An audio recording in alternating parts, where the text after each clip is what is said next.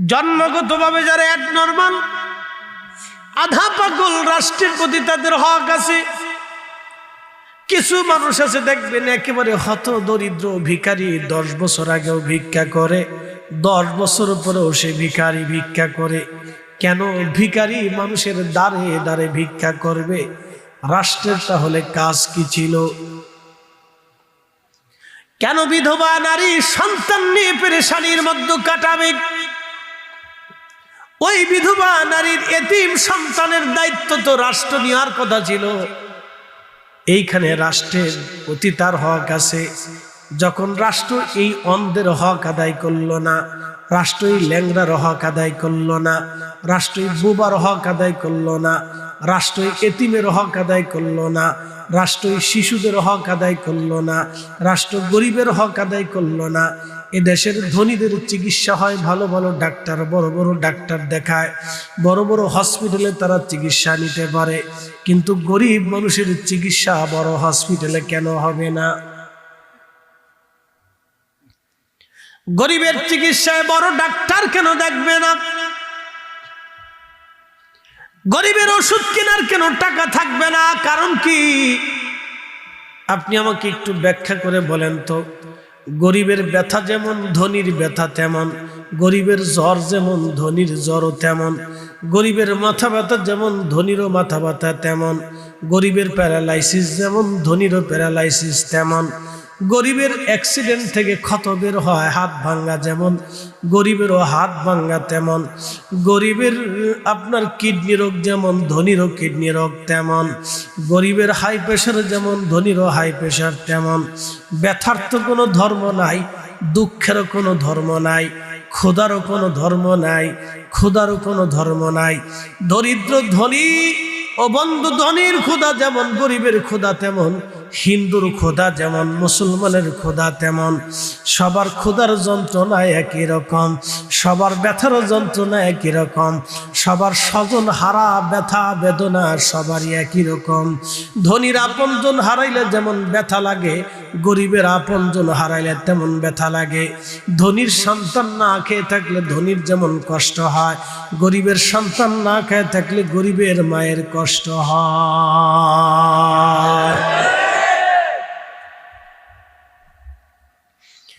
যখন রাষ্ট্র তাদের দায়িত্ব ঠিক মতো পালন না করবে, প্রিয় নবী বললেন, তখন তোমরা আল্লাহর গজব আর আযাবের জন্য অপেক্ষা করো, কিয়ামতের অপেক্ষা করো। কিয়ামত তাড়াতাড়ি আসবে।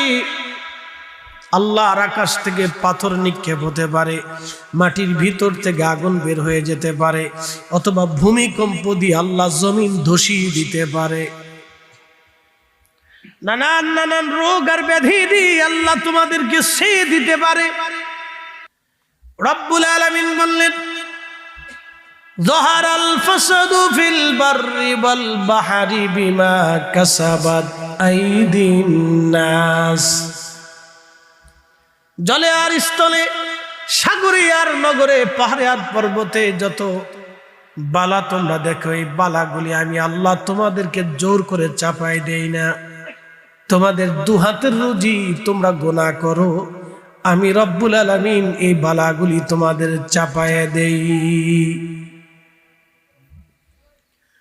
প্রশ্ন রাখবেন ফরিদি হুজুর, কি কি কারণে এই বালাগুলি আসে? 14টা কারণে বালা আসে। তার নাম্বার 1 নাম্বার, যখন রাষ্ট্রের অধিপতি যারা থাকবে, রাষ্ট্রযন্ত্রে যারা থাকবে, রাষ্ট্রের গুরুত্বপূর্ণ পদে দায়িত্বে যারা থাকবে, রাষ্ট্রের সম্পদকে মেরে মেরে মেরে মেরে নিজের মনে করে ভাগ বাটোয়ারা করে খাবে, তখন তোমরা আল্লাহর আকাশ থেকে পাথর এবং জমিনের ভূমিকম্প, দুর্ভিক্ষ আর টর্নেডো আর মহামারী, বিভিন্ন রোগ এবং গরম লু হাওয়া এবং সমুদ্র থেকে ধেয়ে আসা বিপদ আর নানান রোগের জন্য তোমরা অপেক্ষা করতে থাকো। আমার আল্লাহ তাসবির দানা যেইভাবে ছিঁড়ে ছিঁড়ে পড়লে টপ টপ করে পড়তে থাকে, আল্লাহর আকাশ থেকে এইভাবে একটার পর একটা বালা আসতে থাকবে। মুমিন ব্যতীত কেউ বাঁচতে পারবে না। একবার জোরে বলা যাবে কি আল্লাহু আকবার। বঙ্গোপসাগরের নিচে এটা যাবে না, বাংলাদেশের মাটির নিচে আঘাত করবে। প্রশ্ন হলো আমার রব কি ভূমিকম্পটা বঙ্গোপসাগর অথবা ভারত মহাসাগরের একবারে গভীরে নিতে পারে না? ইচ্ছা করলে রব পারে, কিন্তু বাংলাদেশের মাটির নিচে ভূমিকম্প বারবার কেন লাড়া দেয়? আল্লাহ রসুল বললেন 14টা কারণে ভূমিধস ভূমিকম্প আসবে, এমনকি মাটির নিচ থেকে আগুন বের হয়ে দুনিয়া জ্বালিয়ে দিতে পারে। গরম হাওয়া এসে এসে তোমাদের আবহাওয়া পরিবর্তন করে দিয়ে বিভিন্ন বালা এবং রোগ ছড়িয়ে দিতে পারে। 2 নম্বর কারণ নবীজি বলেন ওদাউল আমানা, উম্মত আমানত ধ্বংস করে ফেলবে। প্রচুর পরিমাণে আমানতের খেয়ানত হবে, এত পরিমাণে আমানতের খেয়ানত হবে, বাবা ছেলেরে বিশ্বাস করতে পারবে না, ছেলে বাবারে বিশ্বাস করতে পারবে না, বন্ধু বন্ধুকে বিশ্বাস করবে না, স্বামী স্ত্রীকে বিশ্বাস করবে না, স্ত্রী স্বামীকে বিশ্বাস করবে না, সন্তান মাকে বিশ্বাস করবে না, মা সন্তান বিশ্বাস করবে না। এত পরিমাণে আমানতের খেয়ানত হবে। আমার রসুলের দরবারে 40টা বছর কোরআন নাজিল হয় নাই, কিন্তু আমার নবীজি এত বড় আল আমিন ছিলেন, এত বড় আমানতদার ছিলেন। জীবনে কোনো কাফেরও কোনোদিন বলতে পারে নাই মুহাম্মাদুর রাসূলুল্লাহ সাল্লাল্লাহু আলাইহি সাল্লাম আমাদের আমানত নষ্ট করেছেন। আমার নবী ছিলেন মক্কার নগরের জীবন্ত ব্যাংক, জীবন্ত ব্যাংক।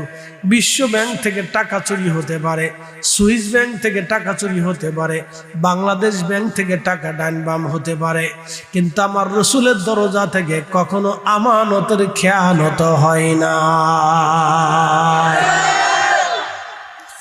কিন্তু আফসোস এই উম্মত সেই আমানত ধরে রাখতে পারলো না। এই উম্মত সেই আমানত ধরে রাখতে পারে না, এই উম্মত আমানত ধরে রাখতে পারে নাই, এই উম্মত আমার রসুলের দেওয়া আমানত ধরে রাখতে পারে নাই, এই উম্মত আমার রসুলের দেওয়া আমানত ধরে রাখতে পারে নাই, এই উম্মত আমার নবীর দেওয়া আমানত ধরে রাখতে পারে নাই। এত পরিমাণে আমানতের খেয়ানত বাইরে। কুকুরের 8টা 10টা করে বাচ্চা হয়, কোনো কুকুর তার বাচ্চা ছেড়ে পালায় যায় না। গাভীর বাচ্চা হয়, কোনো গাভী বাচ্চা রেখে পালায় যায় না। পাখিদের বাচ্চায় ডিম থেকে বাচ্চা হয়, কোনো পাখি বাচ্চা রেখে পালায় যায় না। বন্য প্রাণীদের বাচ্চা হয়, বন্য প্রাণীরাও বাচ্চা রেখে পালায় না। শুয়োরের বাচ্চা হয়, কিন্তু কোনো শুয়োর বাচ্চা রেখে পালায় না। কিন্তু আমাদের দেশে বহু নারী আছে যারা সন্তান রেখে পর পুরুষের হাত ধরে পালায় যায়। রসুলের চরিত্রের মানুষ, কি কথা কন না কেন? নবীর চরিত্রে মানুষ হতে হবে, সাহাবীদের চরিত্রে মানুষ হতে হবে, অলিদের চরিত্রে মানুষ হতে হবে। দেখেছেন আজ পর্যন্ত দুনিয়ার কোন অলি কাউকে একটা থাপ্পড় মেরেছে? আছে কোন নজির আছে? দুনিয়াতে কোন অলি কারো বাড়ি থেকে গরু ধরে নিয়ে আসছে? কোন নজির আছে? দেখেছেন কোন অলি কারো সম্পদ নষ্ট করে দিয়েছে? না না, অলিরা ছিল মানুষের জন্য আশ্রয়। এই জন্য এখনো খাজা বাবা আজমিরের দরবারে হিন্দুরা যায়, মুজাদ্দিদ আল ফেসনির বরগাহে শিখেরা যায়, শাহজালাল ইয়ামিনীর বরগাহে সব ধর্মের মানুষ এখনো যায়। কারণ অলিরা ছিল আশ্রয় কেন্দ্র, অলিরা ছিল অসহায়ের সহায়। কথা কর না কেন? আমি বৃহত্তর স্বার্থে কথাগুলি বলতেছি, আমাদেরকে মানুষ হওয়া লাগবে, মানুষ। আমি মুসলমান, আল্লাহ রসুল বলেন আল মুসলিমু মান সালিমাল মুসলিমুনা মিন লিসানিহি ওয়া ইয়াদিহি। তিনি প্রকৃত মুসলমান যার জবান থেকে অন্য মুসলমান নিরাপদ থাকে, যার হাত থেকে অন্য মুসলমান নিরাপদ থাকে। আল্লাহর নবী বলেন আল্লাহি লা ইউমিন, আল্লাহি লা ইউমিন, আল্লাহি লা ইউমিন। আল্লাহর কসম সে ঈমানদার না, আল্লাহর কসম সে ঈমানদার না। সাহাবীরা বলেন মান কিলা ইয়া রাসূলুল্লাহ, নবীজি সে কে ঈমানদার না? নবীজি বললেন যার দ্বারা প্রতিবেশীরা কষ্ট পায়, প্রতিবেশীরা যার দ্বারা অনিরাপদ থাকে সে ঈমানদার না। বাংলাদেশের প্রত্যেকটা গ্রামে কিছু ছগলখোর আছে, এরা গ্রামে গ্রামে ভেজাল বাধায় বেড়ায়। বালাগঞ্জবাসী অনেক কথা সমসাময়িক বিষয় নিয়ে বলে ফেললাম ভাই আমার। এরপরে নবীজি বললেন 3 নাম্বার হচ্ছে আমার উম্মতের ভিতরে পিতা মাতার অবাধ্য সন্তান এত পরিমাণে হবে, এত পরিমাণে সন্তান অবাধ্য হবে, অবাধ্য সন্তানে ভরে যাবে। উন্নত বিশ্বের দিকে যদি তাকায় দেখেন, এমন কোনো শহরও নাই যে শহরে বৃদ্ধাশ্রম না আছে। প্রত্যেকটা পরিবার থেকে বাবা মাকে বৃদ্ধাশ্রমে পাঠানো হয়। নিঃসঙ্গ তারা জীবন যাপন করে, সন্তানের সাথে তারা বসবাস করতে পারে না। বাংলাদেশে যদিও বৃদ্ধাশ্রম কম, কিন্তু বাংলাদেশে মানুষ যখন বুড়া হয়ে যায় সন্তান কর্তৃক নির্যাতিত হয়, বেশি নির্যাতন করে বেটার বউরা। মনে হয় এটা হোম মিনিস্টার। হাই হাই বলে আল্লাহ কি। উন্নত বিশ্বের নারীরা সংসার কেমনে সাজাবে, অনেক পয়সার মালিক কেমনে হবে, কিভাবে ইন্ডাস্ট্রি করবে, ডাক্তার ডক্টর জ্ঞানী বিজ্ঞানী গুণী তৈরি হয়, সাহিত্যিক তৈরি হয়, কবি তৈরি হয়। উন্নত বিশ্বের মেয়েরা প্রকৌশলী তৈরি হয়, উন্নত বিশ্বের মেয়েরা বিজ্ঞানী হয়, উন্নত বিশ্বের মেয়েরা উদ্যোক্তা হয়, বিজনেসম্যান হয়। দেখবেন তারা বড় বড় খামার তৈরি করে, বড় বড় খামার তৈরি করে। আর আমাদের বাংলাদেশের বেডিদের মগজের ভিতরে খালি একটাই চিন্তা, একটাই ভাবনা, ননদের ঘর থেকে কেমনে তাড়াবে আর শ্বশুর শাশুড়ি থেকে কেমনে জুদা হবে। বালাগঞ্জবাসী ঘরে ঘরে বৃদ্ধাশ্রম হবে। বাংলাদেশে যদিও বৃদ্ধাশ্রম তেমন নাই, কিন্তু এদেশের 100% ছেলে মেয়ের ভিতরে 80% ছেলে মেয়েরা বাবা মাকে মানে না। 80% ছেলে মেয়েরা বাবা মাকে মানে না। প্রত্যক্ষ পরোক্ষ ভাবে এদেশের 80% বাবা মা সন্তান কর্তৃক নির্যাতিত হয়ে থাকে। হয় গালি দেয়, না হয় মারে, না হলে ধমক দেয়। মনস্তাত্ত্বিক ভাবে বাবা মাকে তারা কষ্ট দেয়। যদি ছেলে না দেয় তাহলে ছেলের বউ দেয়। কি কথা কন না কেন? ছেলে যদি না দেয় তাহলে বেটার বউ যন্ত্রণা দেয়। কয়দিন আগে এক মুরব্বী দেখলাম বলতেছে, বাবারে আমার 8টা সন্তান, সন্তান ছেড়ে আপনি একা একা কেন? বলে আমার স্ত্রী মারা গেছে। 8টা সন্তান আমার। বড় ছেলের বাড়িতে আমি ছিলাম, বড় ছেলের বাড়ি ছিলাম। বড় ছেলেটা চাকরি করে, বড় চাকরি, তার বাসায় ছিলাম। বৌমা আমারও দিয়ে বাজার করায়, আমি তাতে খুশি, কারণ ছেলে চাকরি করে, আমি নিজে বাজার করি। বসে থাকার চেয়ে কিছু কিছু কাজ করা ভালো। আমি বাজার সদাই আনি, কিন্তু বৌমা আমাকে সন্দেহ করে। একবারে গনে গনে খুঁটে খুঁটে জিজ্ঞাসা করে কোনটা কত দাম লিছে। আমি তখন বুঝলাম বৌমা আমাকে সন্দেহ করে। হাজিরিন, ভালো করে শুনে যাবেন, লম্বা বাড়াবো না, সারা রাত্র করবো না। মূল মূল কথাগুলি আপনাদের সামনে উঠাই নিয়ে আসলাম। হাজে যাইয়া হাজরা সোয়াদ চুমা দেওয়ার জন্য হাজিরা নিয়মিত পারাপারি ধাক্কাধাক্কি করে। পৃথিবীর কোথাও যদি প্রচন্ড ধাক্কাধাক্কি হয় সেটা হলো হাজরা সোয়াদে। ওইখানে দেখবেন হাজিরা ধাক্কাধাক্কি করে হাজরা সোয়াদের চুমা দেওয়ার জন্যে। বলে কারণ কি? হাজরা সোয়াদের চুমা দিলে গুনাহ মাফ হয়ে যাবে। একদিন এক হাজি এসে আমাকে বলল, হুজুর আজকে দিছি। আমি বললাম কি দিছেন? বহু কষ্ট করে হাজরা সোয়াদের চুমা দিয়েছি। বললাম মাশাআল্লাহ, খুব ভালো কথা। হুজুর এমন ধাক্কা খাইছি, এমন চাপ খাইছি, মনে হইতেছিল আজকে আর বেঁচে যেতে পারবো না। তারপরও চুমা দিছি, জীবন উপেক্ষা করে চুমা দিয়েছি। আমি বললাম, হাজি জীবন উপেক্ষা করে হাজরা আসাদের চুমা দিয়েছেন, মায়ের পায়ে কি কোনোদিন চুমা দিয়েছেন? নবী আমার ডাক দিয়ে বললেন, সাহাবীরা, বাবা মার চেহারার দিকে যদি তুমি তাকাও, মায়ের নজরে একটা কবুল হজের সওয়াব হবে। আর জোরে জোরে জোরে জোরে জোরে জোরে, বাবা মার চেহারার দিকে তুমি যদি মায়ের নজরে তাকাও, একটা কবুল হজের সওয়াব হবে।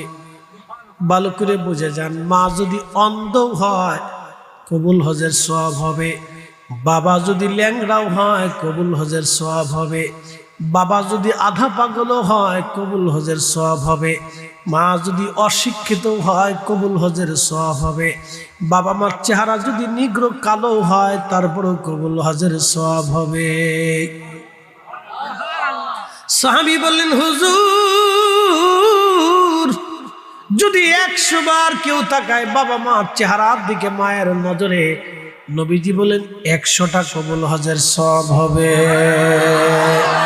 না সুবহানাল্লাহ না করলে জবানে ঠাডা পড়বে। জোরে বলেন, জোরে বলেন। তাহলে হজ হলো বাড়ি, হজ কোন জায়গা আছে?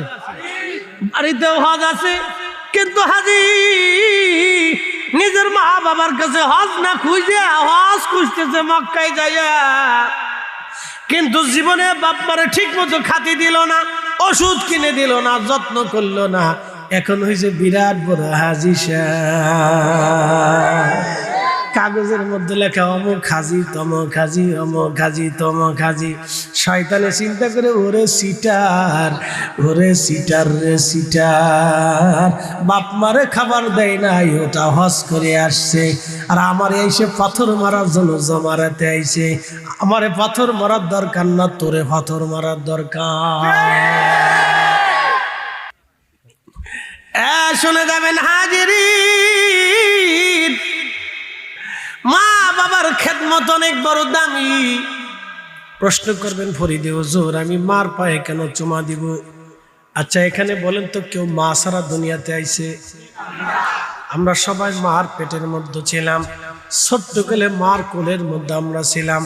মা আমরারে ধইরা হাতের মধ্যে তেল দিয়া, শরীরে তেল দিয়া, পায়ের মধ্যে তেল দিয়ে মা আমাদের হাতের মধ্যে চুমা লাগাইতো, আমরার পায়ের মধ্যে তেল দিয়ে মা পাটা ধরে আমরারে চুমা লাগাইতো।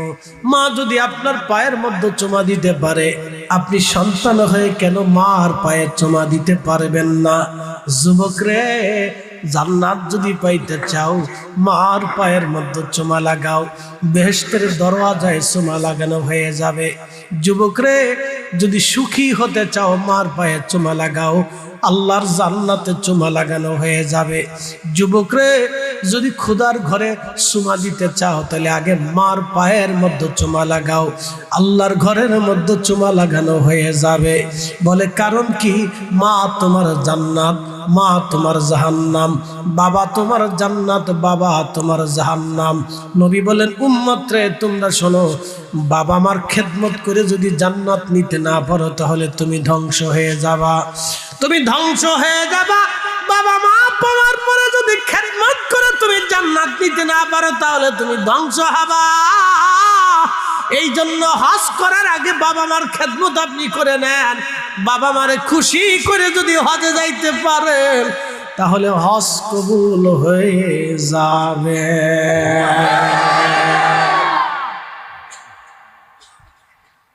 মানুষ হইয়া ভবেতে আসিয়া মানুষের করিলাম কি? নবী না মানিলাম কি যে ভুল করিলাম, ভস্মে ঢালিলাম ঘি। মানুষ হইয়া ভবেতে আসিয়া মানুষের করিলাম কি? বালাগঞ্জবাসী, আল্লাহর নবী বললেন যখন সন্তানরা বাবা মাকে কষ্ট দিতে থাকবে, আল্লাহর আকাশ থেকে পাথর, জমিনের ভূমিধস আর ভূমিকম্প আর নানান নানান রোগের জন্য তোমরা অপেক্ষা করতে থাকো, আর কিয়ামতের জন্য অপেক্ষা করো। ওটার সময় বেশি নাই, সময় বেশি নাই। 2 নম্বর। আর 1 নম্বর হলো সারা দুনিয়াতে বেহায়াপনা ছড়িয়ে যাবে, এত পরিমাণে বেহায়াপনা হবে, প্রকাশ্য গায়ক গায়িকারা নাচানাচি করবে, গান বাদ্য করবে। তার বাস্তব প্রমাণ হলো এই মোবাইল। আপনি একটা খবরও যদি দেখতে যান তাহলে বেডি একটা সামনে চলে আসে, খবর দেখতেছি ফুট করে বেডি একটা চলে আসে, বাপরে মা বেডি এত সুন্দর অ্যাডভার্টাইজ দিব, বাপরে বাপ, সোনু পাউডারের অ্যাডভার্টাইজ দিলে মনে হয় যে বিশ্ব সুন্দরী হয়ে যাবে। আরে ওটা মাখলে যদি বিশ্ব সুন্দরী হয়ে যেত তো আফ্রিকার মানুষ কালা কেন? কি কথা ঠিক আছে কিনা? সোনু পাউডার মাখলে যদি মানুষ সুন্দর হয় তাহলে আফ্রিকার মানুষ কালা কে? আমার একটু বুঝাই দেয়, ওরা কালা থাকবে কে? তো ওরা তো ফর্সা হয়ে যাওয়ার কথা।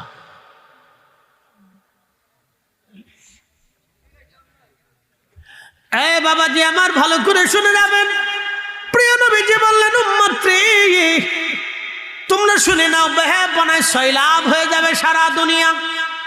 এত পরিমাণে বেহায়াপনা হবে, সারা দুনিয়া সয়লাব হয়ে যাবে বেহায়াপনা। জেনায় জেনায় ব্যভিচারে তামাম দুনিয়া ভরে যাবে, পরকিয়াতে ভরে যাবে, ডিভোর্সের সংখ্যা বেড়ে যাবে, বহু তালাক হতে থাকবে। আজকে বাংলাদেশের দিকে যদি তাকান, তামাম দুনিয়ার দিকে যদি তাকান, শুধু তালাক আর তালাক আর তালাক আর তালাক, তালাকে তালাকে তামাম দুনিয়া ভরে গেছে। কাজী সাহেবকে যদি জিজ্ঞেস করেন, কাজী বিয়ে পড়ান কেমন? কয় বিয়ে যেমনে পড়াই তেমনি সারাই। বলে কারণটা কি? দোষ কার? কোনো দোষ নেই, সব দোষ হলো মোবাইলে।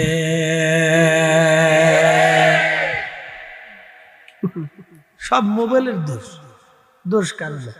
শয়তানের দোষ, সব মোবাইলের। চিন্তা করে, ফুল আরে 3 বছর আগে মুসলমান দিছে, এখন বলে গাঁজা খায়। হ্যাঁ, এখন বিড়ি টানে। তো কেমনে বিড়ি টানে? বাপরে বাপ, কত ভাবলই বিড়ি টানে। ও কয়দিন আগে না দাঁড়ায় পেশাব করছে। হ্যাঁ, কয়দিন আগে দাঁড়ায় পেশাব করছে, মানে খাইতে পারি বিড়ি টেন দিছে না। মুরব্বীও চিনি না, বাপও চিনি না, খাওয়াই চিনি না।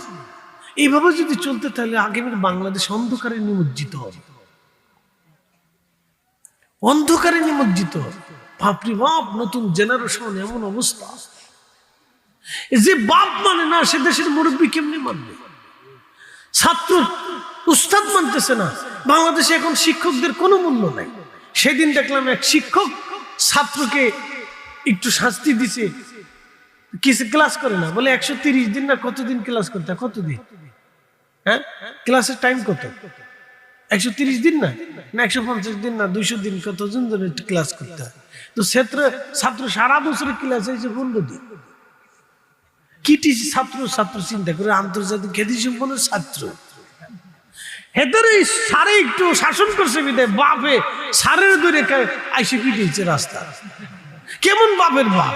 ওরে বাপরে বাপ, ছাত্রের একটু শাসন করলে বাপেরা শিখতে যায়। আগে আমরা উস্তাদরা কায়দা মতো বাটাম চালান দিয়ে দিচ্ছি। পড়াশোনা না পড়লে, আদব লেহাজ না থাকলে, এই জন্য আগে ঘরে ঘরে আদবি তৈরি হতো, ছাত্র তৈরি হতো, মেধাবী তৈরি হতো। এখনকার মেধাবীরা কই লাভ নেই, ছাতা ওখানে বলে লাভ নেই। আও বুঝে না, বাও বুঝে না, কিচ্ছু বুঝে না।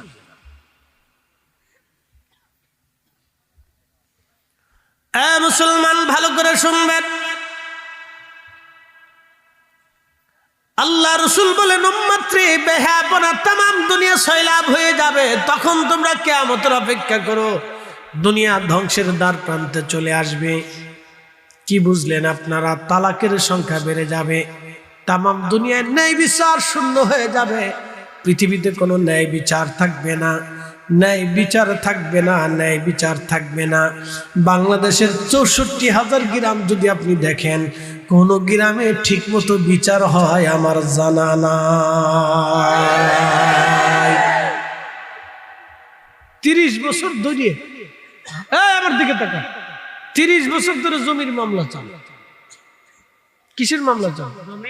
কত বছর মামলা চলতে চলতে বেটার দাঁত পড়ে গেছে, চুল পাকে গেছে, বুড়ো হয়ে গেছে, তারপরে আদালতে দাঁড়ায় থেকে মামলার রায় হয় না।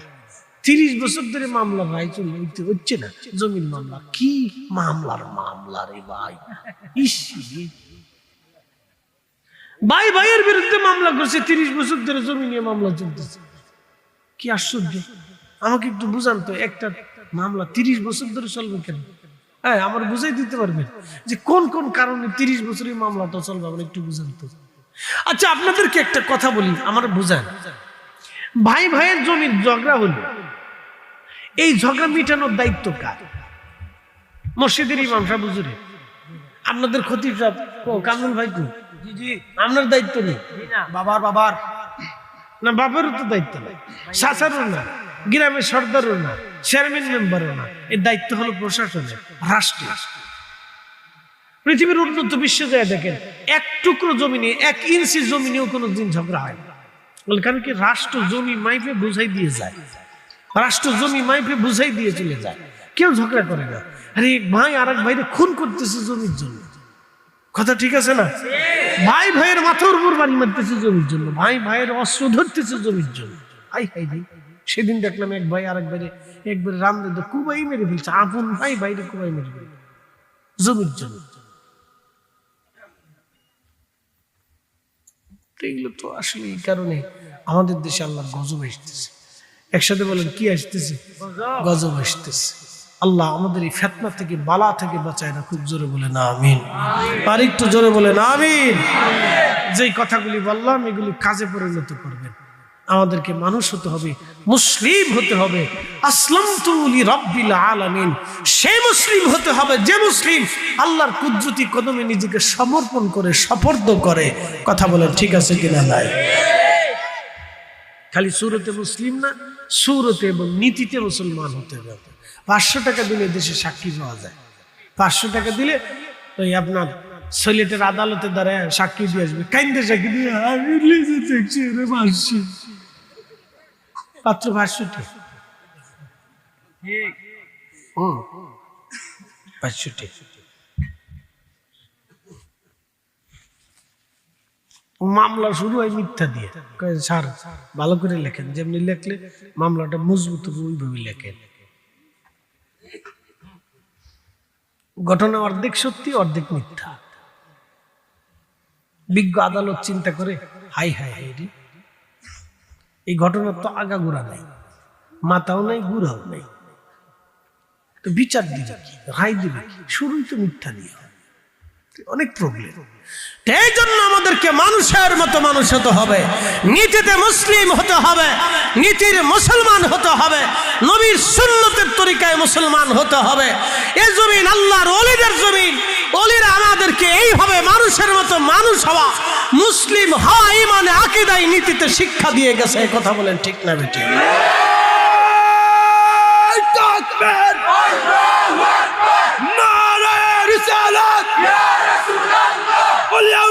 দুশ্মনেরা বিশ্বনবীর শত্রুরা,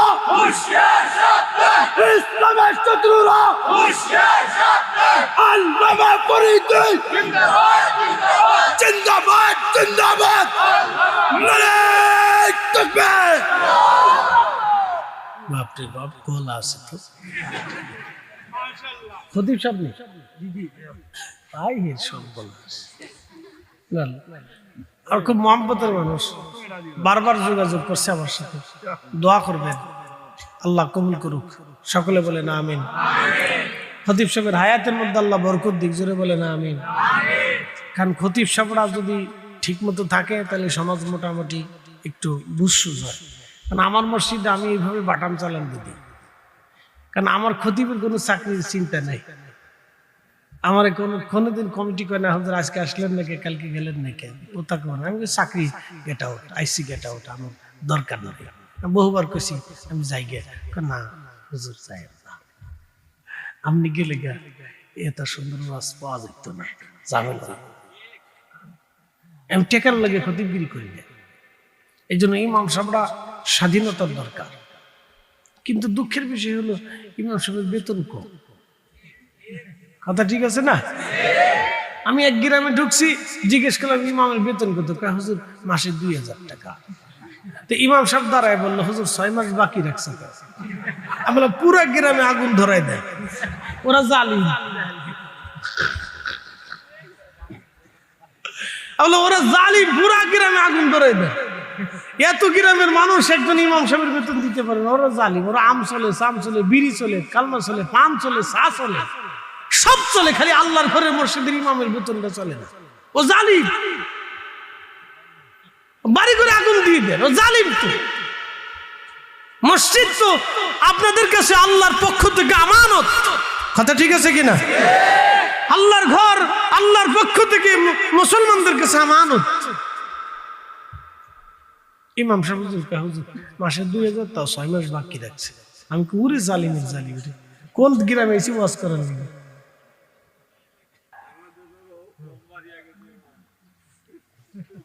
ওই তো নি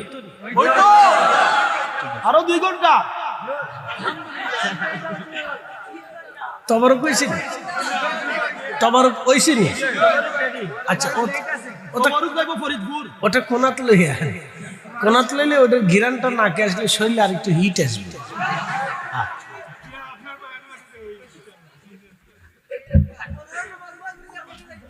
ইয়া মোহাম্মদ, রাত তো অনেক বেশি, রাত 1:45 বাজে। আমার মনে হচ্ছে আমি মাগরিবে বসে ওয়াজ করতেছি। আলহামদুলিল্লাহ 1:45 বাজার পরে আপনাদের শরীরে কোনো ক্লান্তি নাই, চোখে ঘুম নাই, তার মানে বোঝা গেল আপনারা সিন্নির পাগল না, আপনারা নবীর পাগল। ওরা কয় আমরা বলে সিন্নির পাগল। রাত 1:45 সময় কেউ সিন্নির লেগে বসে থাকে নাকি? কি দাদা ঠিক আছে না? ওরা খায় আমরা বলে সিন্নির পাগল। আমি তো আপনারে আল্লাহ গরু দিয়ে সিন্নি খাওয়ায়, তোরা চাইয়ে দেয়।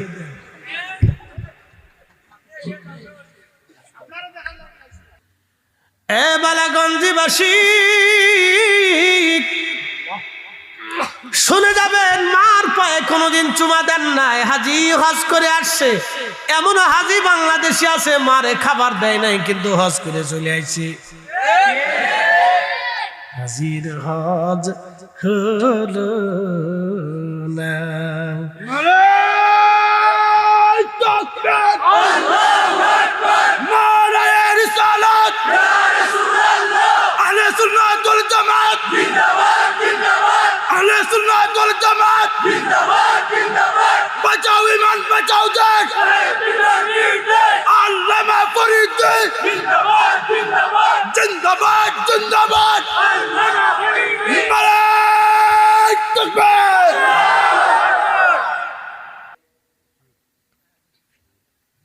বলেন এই আমার দিকে কথা করেন, বলেন তো বাবা সন্তানের বাজার করবে, বাবা যদি সব বাজারের টাকাও খেয়ে ফেলে দেয় তো সন্তান কোনো জবাব নিতে পারে না, জবাব নিতে পারে না, কখনোই না।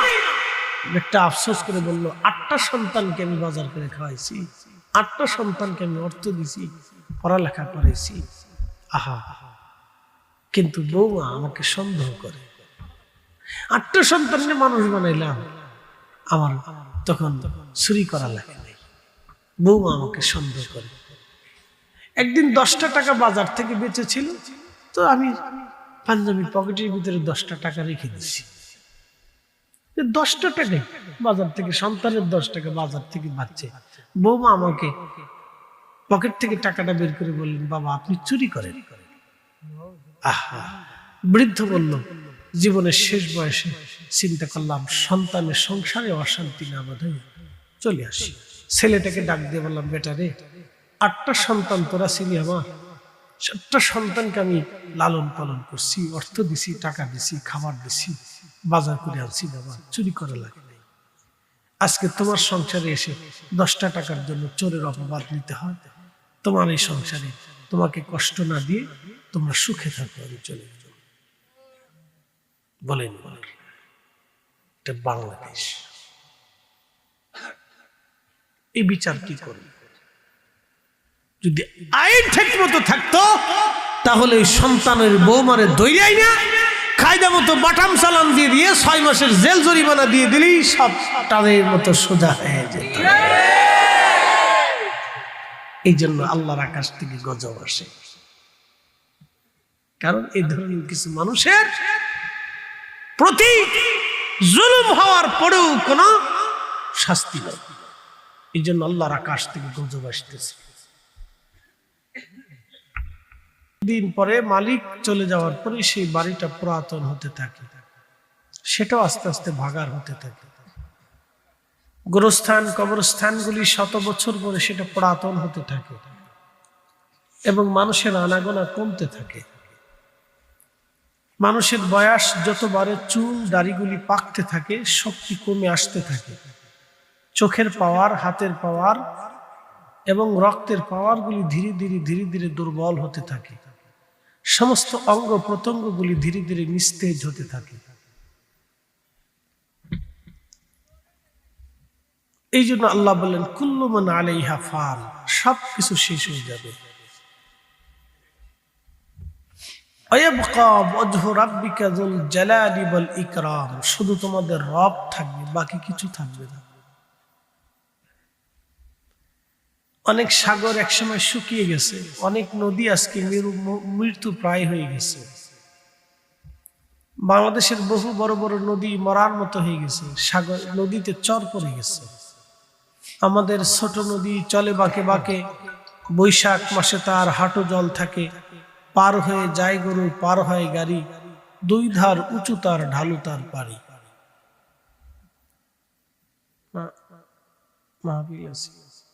রবীন্দ্রনাথ ঠাকুরের কবিতা।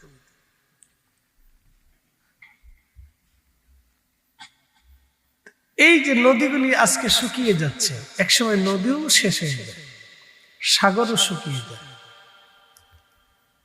তা আল্লাহ বলেন অবিল আখিরাতি হুম ইউকিনুন, তোমরা আখিরাতে বিশ্বাসী হও, একসময় এটা শেষ হয়ে যাবে, আমার কাছে তোমাদেরকে দাঁড়াইতে হবে। আমি মালয়েশিয়াতে একটা গুহা দেখেছি, এটার নাম হচ্ছে বাতু গুহা। 40 কোটি বছর বয়স একটা পাহাড়ের গুহাটা, 40 কোটি বছর বয়স।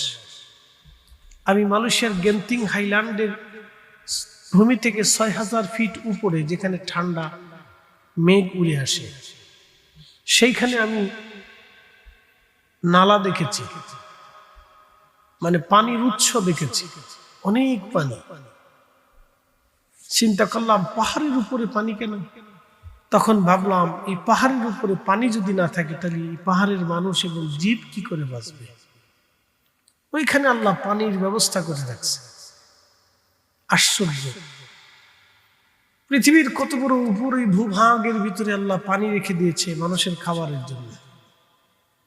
সুন্দরবনের ভিতরে একটা গাছও কোনোদিন বাংলাদেশের সরকার লাগায়নি, অটোমেটিক এত গাছ কে তৈরি করে দিচ্ছে?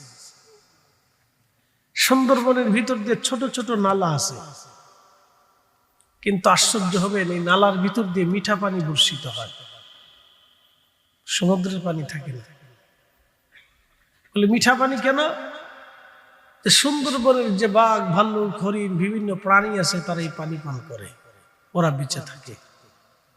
একসাথে জোরে বলবেন আল্লাহু আকবার। মালিকটাকে একসাথে বলেন কে? একসময় এগুলি নিঃশেষ হয়ে যাবে, পৃথিবী ধ্বংসশীল, এটা শেষ হয়ে যাবে, যে কোনো সময় কিয়ামত আসবে। তবে পূর্ববর্তী নবীরা কিয়ামতের আলামত সম্পর্কে শুধু আমার রাসূলের আগমনের বার্তা দিত, যে আখিরি নবী আসবে, এই নবী আসার পরে দুনিয়া শেষ হয়ে যাবে।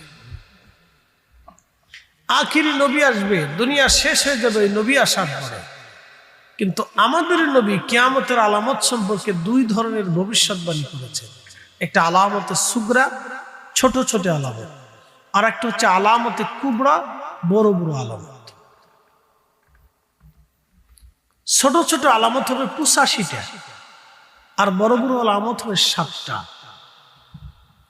এই 85 আলামতের একেবারে শেষ প্রান্তের দিকে আমরা চলে এসেছি। পৃথিবীর বৃদ্ধকাল চলতেছে, ভাববেন অনেকদিন টিকে থাকবে না, পৃথিবীর বৃদ্ধকাল চলে এসেছে, এটা অনেক বুড়া হয়ে গেছে, এটার ভার আর রক্ষা করতে পারতেছে না। মানুষের গুনাহের একটা ওজন আছে, বুঝতে পারছেন? গুনার একটা ওজন আছে। পৃথিবীর উন্নত বিশ্ব যদি যায় দেখেন, শুধু জেনা আর জেনা, শুধু ব্যভিচার আর ব্যভিচার। আমি গেন্তিং হাইল্যান্ডের উপরে যাই, সুন্দরী নারীরা, শত শত বিলিয়নিয়র, কোটি কোটি টাকার মালিকরা বসে বসে জুয়া খেলতেছে, পুলিশ তাদেরকে পাহারা দিচ্ছে। আপনি বুঝেন তো, জুয়া খেলার জন্য পুলিশ প্রটোকল আছে, হাজার হাজার কোটি টাকা করে লেনদেন হয়, জুয়ার লেনদেন, ভালো করে বুঝছেন। উন্নত বিশ্বগুলি জেনা খুব সহজলভ্য, খুব সহজ। ইচ্ছা করলেই যে কোনো পুরুষ এবং নারী জেনা করতে পারে। প্রকাশ্য বেহায়াপনা, নারীরা অর্ধ উলঙ্গ হয়ে রাস্তায় চলতেছে। পৃথিবী নিঃশেষ, এটার বৃদ্ধকাল চলে। ভাববেন বেশি দিন টিকে থাকবে না। মানুষের গুনাহের একটা ওজন আছে, পৃথিবী এখন এই ওজন সহ্য করতে পারতেছে না, এটার বয়স শেষ হয়ে আসতেছে। কিছুদিন আগে দেখলেন না, করোনা ভাইরাস দিল, এটা আল্লাহর পক্ষ থেকে একটা গজব। পৃথিবীর কেউ জানতো না এই রোগ দুনিয়াতে আসবে, এবং উন্নত বিশ্বের কোটি কোটি মানুষের এই রোগে আক্রান্ত হয়ে লক্ষ লক্ষ মানুষ এই রোগে মারা গেল। কয়েক কোটি মানুষ এই রোগে আক্রান্ত হল। বুঝেন আপনি, মুহূর্তের মধ্যে সারা পৃথিবীতে রোগ ছড়িয়ে গেল। সারা পৃথিবীর বিমান উড্ডয়ন বন্ধ হয়ে গেল, গাড়ি চলাচল বন্ধ হয়ে গেল, ট্রেন বন্ধ হয়ে গেল, ব্যবসা বাণিজ্য স্থবির হয়ে গেল। হসপিটালগুলিতে সিরিয়াল পড়ে গেল, লাশের পর লাশ, লাশের পর লাশ চলতে লাগলো। কত মানুষ স্বজন হারিয়েছে, চোখের পানি ফেলেছে, তার হিসাব নেই।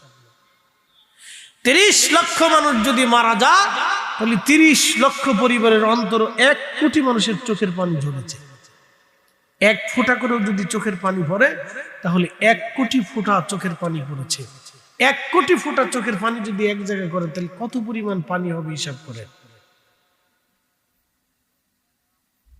পরিসংখ্যান বলে কেন পড়ে?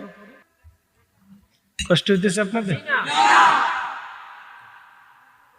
কথা কি বেশি উচিত বলে ফেললাম? ঠিক আছে না, ঠিক আছে, আমার চাও ঠিক আছে। ঠান্ডা হয় নাই, আমি চিনি ছাড়া খাই। চিনির উপরে খেপছি, খাইলাম না। যা ওই যে দাম বাড়াইছিল, এরপর থেকে আর খাই না, যা খেলাম না। দাম যে বাড়াইছে, এরপর থেকে আর চিনি খাবো না। যা দেখি তোরা কারে খাওয়াইতে পারিস, খা। শোন, আমাদের সিস্টেম করার দরকার। আসলে আমরা জাতিতে ঐক্যবদ্ধ না, তো যার কারণে আমরা পিছিয়ে পড়ে আছি। পেঁয়াজের দাম বেড়ে গেল, আমাদের জাতির ঘোষণা করে দেওয়া উচিত আমরা পেঁয়াজ খাবো না, 1 সপ্তাহ পেঁয়াজ কেনা বন্ধ করে দেয়। দেখি সিন্ডিকেট আলারা আমরা বাপ চাইয়ে, মা কইয়ে, খালা কইয়ে, ফুফু কইয়ে, দুলাভাই কইয়ে তারপরে পেঁয়াজ বেচতে হবে। আমরা জাতিতে ঐক্যবদ্ধ না, এইগুলো একটু সমস্যা, বুঝতে পারছেন? মির্জাফর আগেও ছিল, মির্জাফর এখনো আছে। মির্জাফর কিন্তু শেষ হয় না, ও তো বাঙালির ভিতরে বহু আছে। কোনায় কোনায় মানকেছে মির্জাফর পাওয়া যায় এদেশে, মারাত্মক মির্জাফর। বলে হুজুর মির্জাফর কেমনে চিনবো? খালি টাকা হাওলাত দিয়ে দেখেন, তাহলে দেখবেন মির্জাফর কেমনে চিনা যায়। আর দোকানে খালি বাকি দিয়ে দেখে তো মির্জাফর চিনে ফেলবি। আর যদি পারেন তাহলে কারোর উপকার করেন, তো মির্জাফর দেখবেন যে কেমনে বাস আপনাকে দিয়ে দেয়। এটা মেড ইন বাংলাদেশ।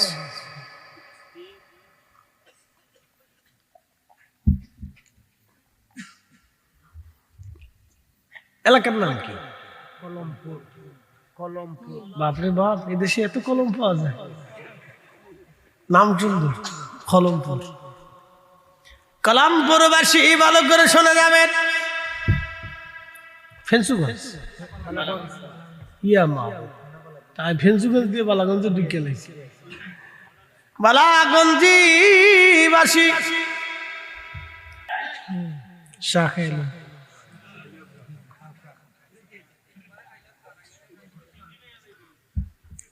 খাইয়ে শান্তি করে লেগে ওর আসছে যে সিন্নি খাই যাবো ইনশাল্লাহ, চিন্তার কোনো কারণ নেই। চিনি খাইতেন না ইনশাল্লাহ, আমার সিন্নি খাবো ইনশাল্লাহ, চিন্তার কোনো কারণ নেই। সিন্নি বাক্কা মজার জিনিস, বাসনা। সিলেটি মাত খুব মজার মতো মাত, সারা দেশে সিলেটি মাত মাত মজার মাত্রে। সিলেটিদের 2টা জিনিস খুব ভালো লাগে, একটা ফান আর একটা চা। এটা যদি না থাকে তাহলে এটা সিলেটি না, এটা রোহিঙ্গা।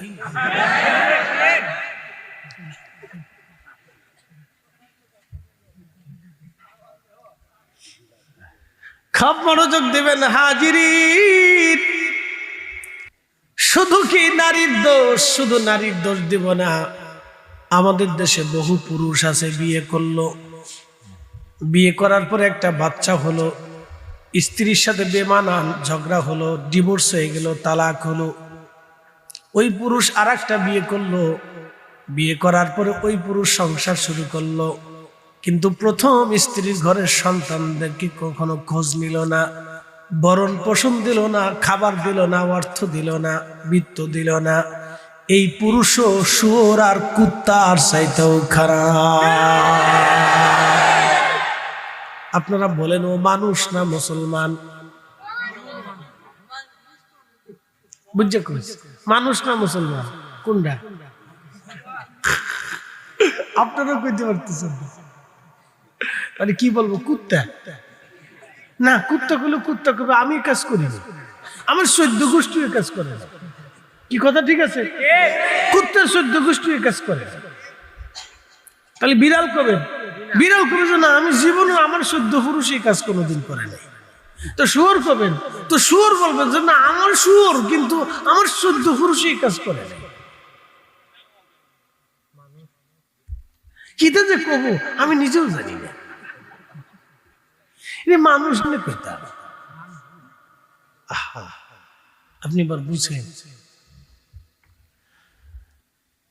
সিলেটবাসী, বালাগঞ্জবাসী,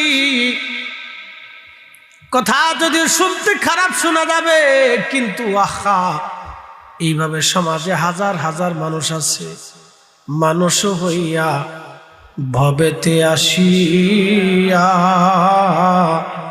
মানুষের করিলাম কি? আমি নবী না মানিলাম কি যে ভুল করিলাম, নবী না মানিলাম কি যে ভুল করিলাম, ভস্মে ঢালিলাম ঘি।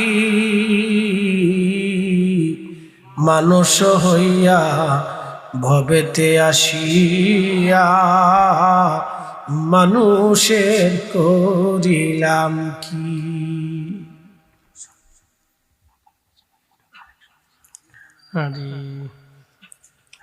খুব মনোযোগ দিয়ে কথাগুলি শুনবেন।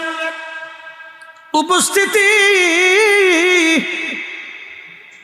এই যে আমাদের দেশে মাঝে মধ্যে মারামারি হয়, কালকে খবরে দেখলাম নবীগঞ্জে পিটি, বাপরে বাপ কি মারামারি, সেনাবাহিনীও সারাইতে পারে না, 50 জন আহত হয়েছে। চিন্তা করেন তো, উসমানী নগর নাকি উসমানী মেডিকেল, আহতকে ঘুরে গেছে। আপনি বুঝেন? এবার আপনি আমাকে বলেন তো, এরা মুসলমান না মানুষ কোনটা? আমাকে বলেন, কেন মারামারি করতে? 50 জন আহত, যে যারে পারে হেরে পিটেছে।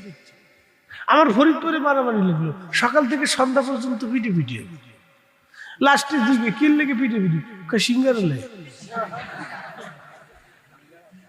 ফার্স্ট ইয়ার সিঙ্গারা হেতলে পিটে লাগছে, সারা শহরে পিটে লাস্টে কিল লেগে যে পিটে এটা কেউ কইতে পারে না, কিন্তু পিটে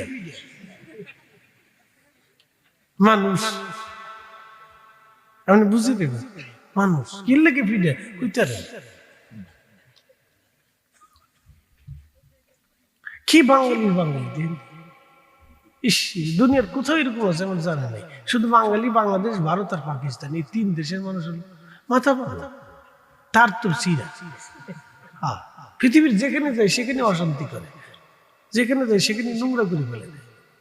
সৌদি আরবে যদি জানতে চায় দেখবেন বাঙালি পাড়া দেখলে বুঝাবে এখানে স্যাপ ফেলাইছে, কাশ ফেলাইছে, এখানে স্পিক ফেলাইছে, এখানে ময়লা ফেলাইছে, এখানে আবিজুবি ফেলাই দেখছে, খাবার টাবার যেখানে সেখানে ফেলে তুই দিচ্ছে।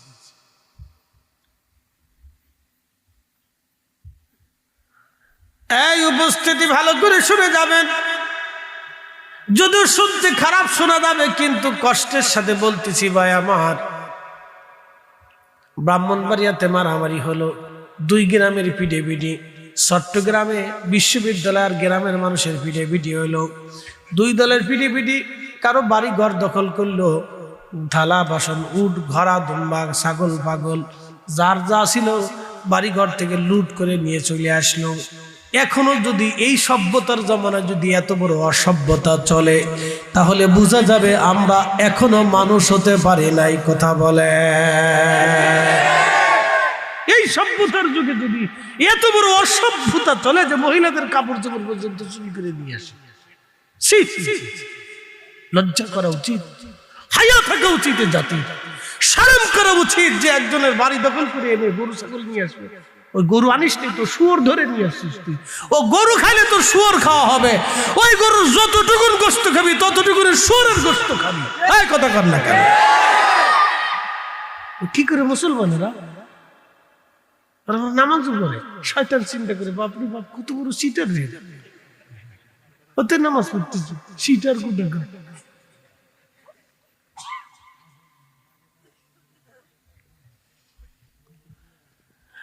বালাগঞ্জবাসী, দুঃখের সাথে কথাগুলি আজ বলতেছি, সভ্যতার যুগে যদি এইরকম অসভ্যতা হয় তখন আর এগুলি মেনে নেওয়া যায় না। ভাই আমার, পৃথিবীর বড় বড় উন্নত দেশগুলিতে নির্বাচন হয়, নির্বাচন নিয়ে কোনো ভিডিভিডি নাই, শুধু একমাত্র ভিডিভিডি বাংলাদেশে। ওরে বাপ রে বাপ, কি ভিডিভিডি! ঈদলে কাঁদলে শীতে কাজ করে তারপরে ভিডিও। আমি যে কিতে ওয়াজ করতাম আমি নিজেও বুঝে পাইনি, ডর করে যে আমি ওয়াজ করে গেলে রাস্তাটা আমার দূরে ফিরে কিনে আল্লাহ জানে, ডরাই, ডর করে।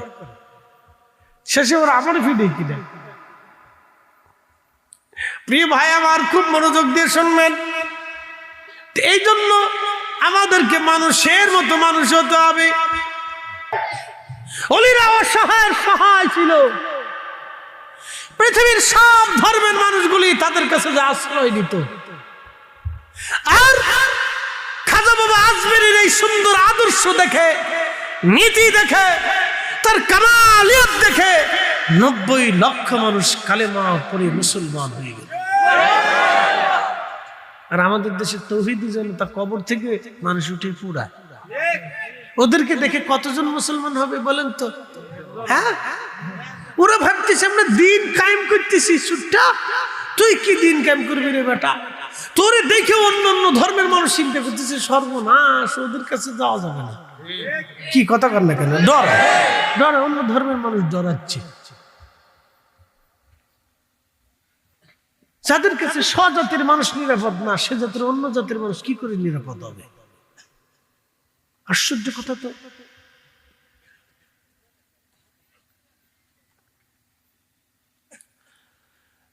হাজরিন, ভালো করে কথা শুনে যাবেন।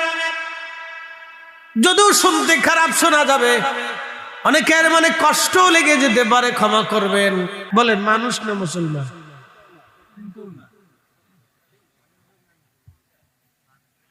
সাদিস গরম আজকে, হ্যাঁ সাদিস সিনি যাবে, সমস্যা নেই। সাকালে শরীর হিট হয়, গরমে হিট হয়, ওয়াজও হিট হবে, বুঝতে পারছেন? হ্যাঁ, ওই বনি গজল। ও আদম রে, পাক ধরিয়া গেছে দাড়ি, দন্ত বাসে গুটাচারি, সমন জারি গিয়াছে করিয়ারে সোনার আদম, জিন্দেগি তোর যাই ফাঁকি দিয়া, জিন্দেগি তোর যাই রে ফাঁকি দিয়া রে সোনার আদম, জিন্দেগি তোর যাই ফাঁকি দিয়া।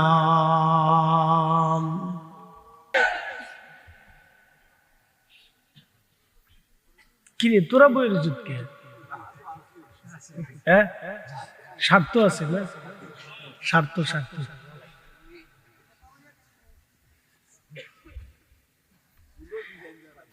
বাবা আমার, কিরে তুই বইয়ের যুদ্ধকে বাক্কা মজা রে, বাক্কা মজা ওই তো নি। ওই তো নি আচ্ছা ওই তো আস্তে রাত ওই তো নি কৌকা মার হাবা আস্তে রাত ওই তো না রে আল্লাহ নেকি লিখে দিয়ে দিব কন্যা মার হাবা আল্লাহ নেকি লিখে দিয়েছে আপনি বলছেন আস্তে রাত ওই তো কিন্তু আমার রব নেকি লিখে দিয়েছে কারণ আপনি নিয়ত করেছেন আমার আল্লাহ আপনার নিয়তকে পুরা করে দিছে একবার জোরে বলা যাবে কি মারহাবা কখনো তোমাকে যদি ভুলি হেদায়েতের আলো জ্বেলে তোরা ফারুস নি গজল ফারুস নি হ্যাঁ ভালো ভালো গজল শিখাবেন বাচ্চাদেরকে আমি ফাইটতে যাইছিস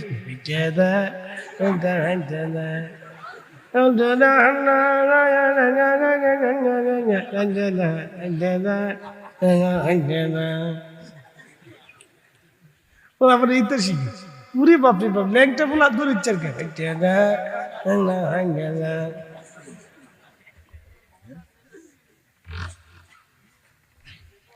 বাঙালি যে সময় যেতে পাই ইডলি আছে হাই খাই তালের কোনো ঠিক পেয়ে সকালে এক তাল দুপুরে আর এক তাল প্রত্যেক সপ্তাহে দেশে তাল জোড়া দেয় হ্যাঁ এক এক সময় এক এক তাল আমি তাল খুঁজে নিই